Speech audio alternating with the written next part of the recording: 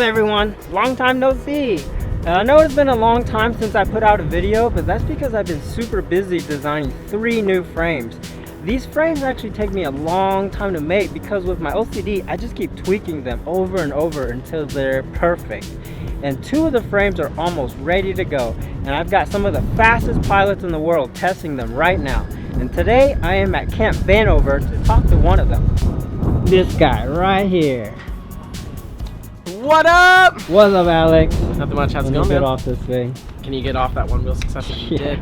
See, I just jump off the one wheel. What's up? Let me officially congratulate you for joining the team. Thank you very much. It's an honor for me to have you flying my frames this year. Oh, well, I'm so glad that that I am actually a part of the team and glad to be here and everything. We're gonna do some awesome stuff. So. Yeah. So what have you been up to since the last time I was out here? Nothing much, man. Doing a lot of testing, right? Yeah. Doing lots of frame testing, lots of motor testing. Trying to figure out what's a good setup to run this year, and a lot of traveling. Yeah. Yeah, same old, same old. A lot of new sponsors. Yeah, a few new sponsors up in the line. Making sure I'm running the best products for 2019 and forward. So yeah, man, good stuff coming down the pipeline. So nice.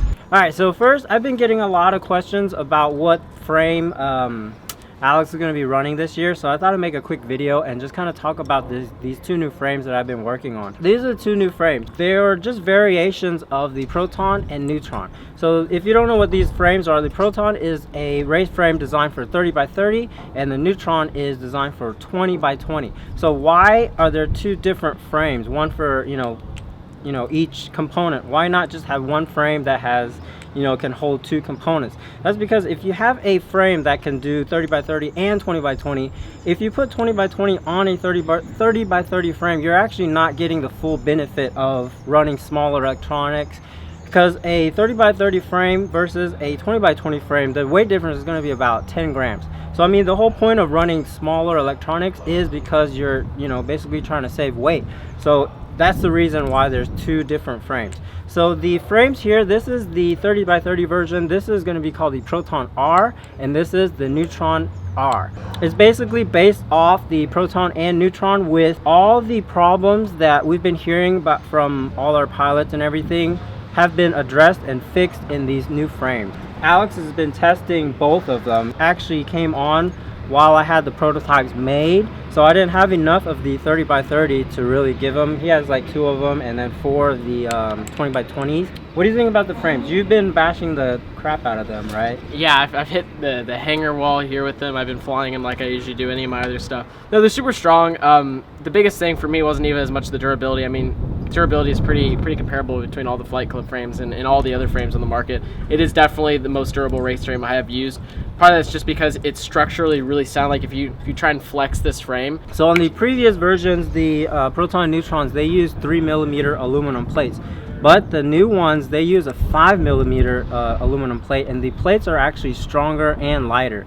Just by the way you design it, there's a lot of milling, and then as you can see, well, I'll do videos of closer images of this, but you can see the arms actually have channels now, so that'll eliminate all the slop in the arms. That is like the nicest feature about the frame too, and because we also have notches in the arms to hold the arm in place, as well as the design, we only need 1 screw to hold the arm, and it's not a stack screw, which I know a lot of people are going to ask. It's just one 6 or I think it's like a 6 or 7, 8mm long screw, really short screw to hold the arm in, and there is no slop in this frame. That has been my biggest complaint about every frame recently that I've tried, is that there's been slop in the arms. There's very few frames that don't have slop in the arms, and this is very rigid frame, and believe it or not, that actually really does make a big difference in the air, especially when you start pushing the frames really hard, high KV setups. Having a rigid frame is crucial to your tune being nice and locked in, as well as just the quad feeling and flying well. So that's like my favorite thing I can say. I can tell you that the new frames, the slop is completely gone, and it is just 1 screw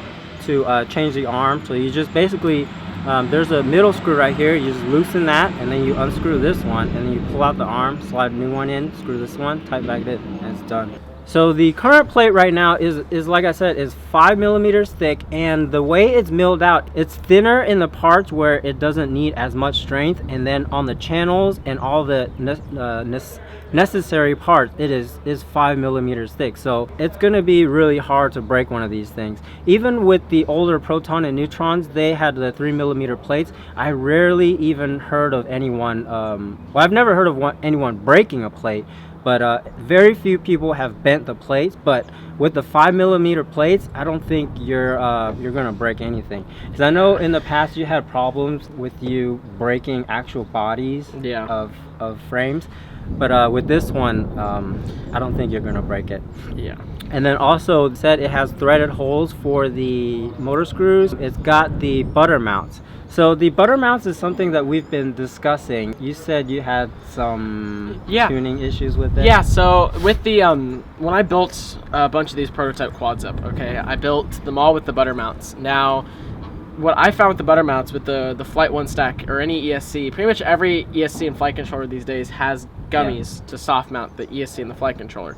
In the past, we didn't have that luxury, so the butter mount was really great because it could isolate a lot of those vibrations, especially if you were running something like KISS or like race flight back in the day where it was really, really prone to vibrations. Well, what I found in these days is actually having the butter mount actually makes it worse. So I've been doing some thorough testing and have found that actually not using the butter mounts creates less prop wash, less oscillations, and keeps your motors a lot cooler. And I think that has something to do with the flight controller actually moving. If you like hit a hard corner with that butter mount, because it's so loose, the flight controller moves. So I mean, this is the first time I've heard of the butter mount actually causing a problem in flight controllers, or I mean in the flight characteristics. But I mean, that's the advantage of having a pilot like Alex testing these frames.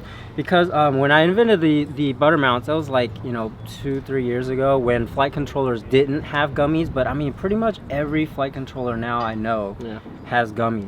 All right, so both of these frames are actually the geometry on the plates is actually hybrid. But right now it doesn't look very hybrid.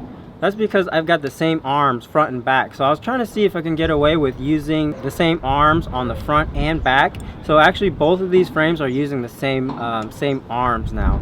So for true hybrid, I do have 6-inch arms coming in the rear. So what do you think about running exact same arms on front and rear? I'm gonna have to do some more comparison. We did a video, we'll link in the description, where we tested the same exact quad with 5-inch arms, and then 6-inch arms. Yeah. And I actually I kind of like the way the hybrid felt. I didn't feel like it felt that much better. Personally, running the same arms, it's been great. I like the fact that, you know, if I break an arm in one side or the other, it's just the same arm.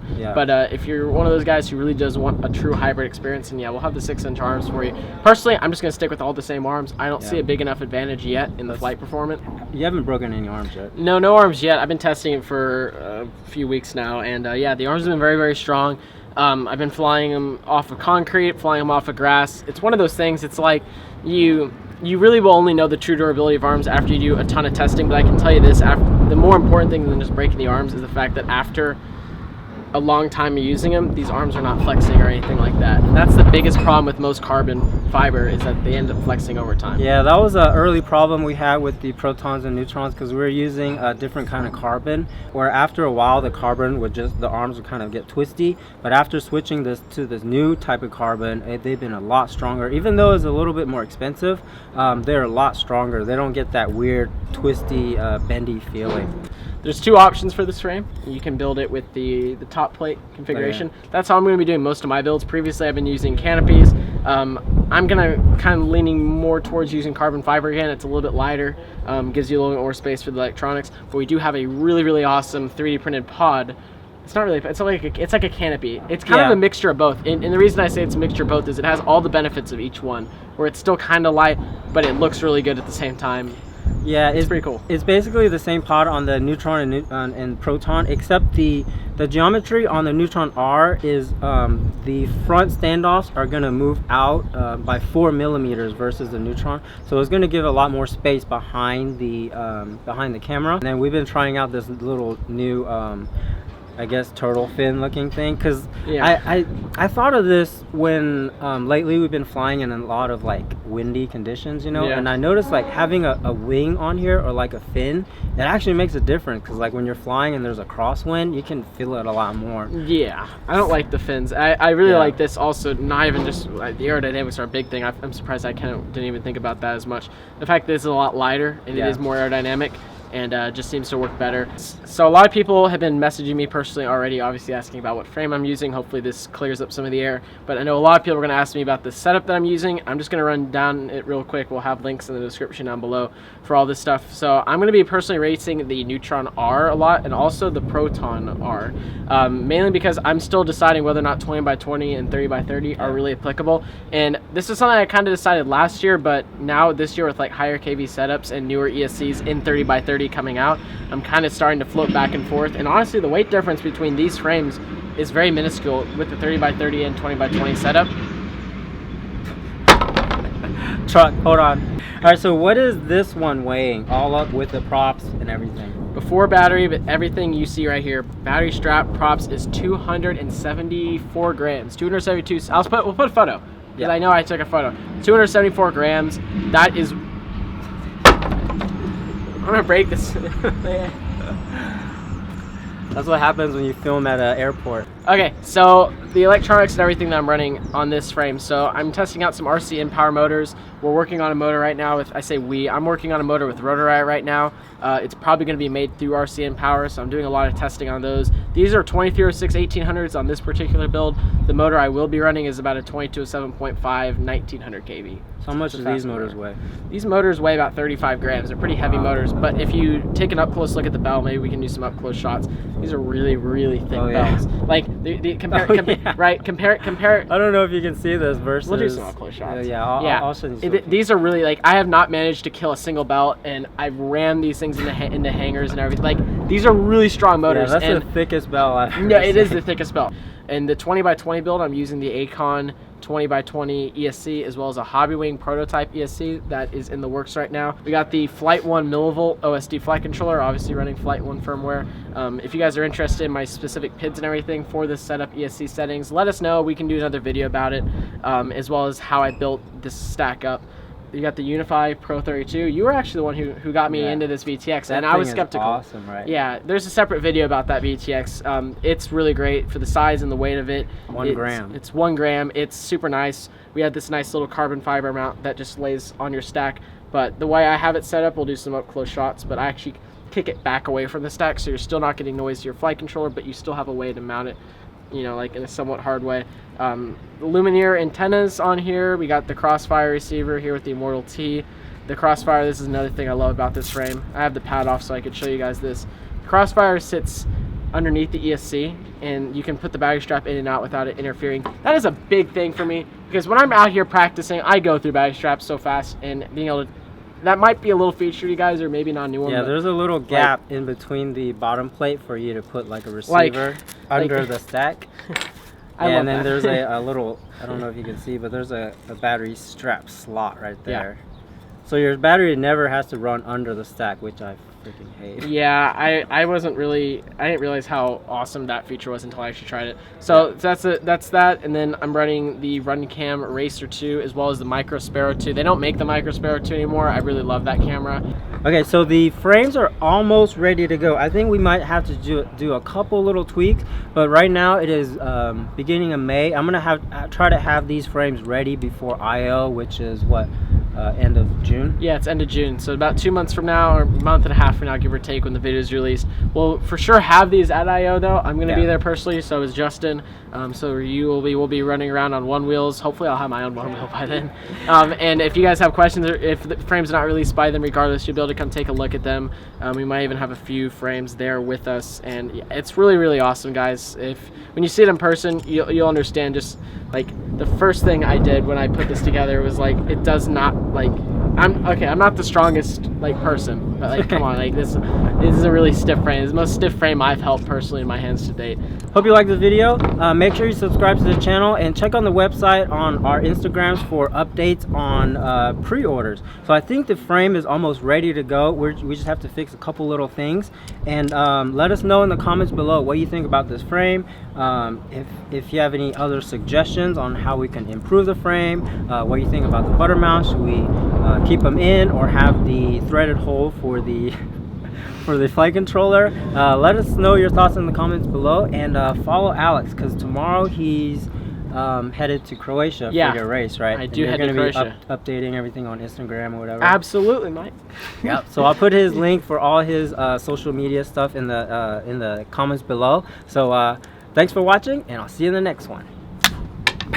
I just cried.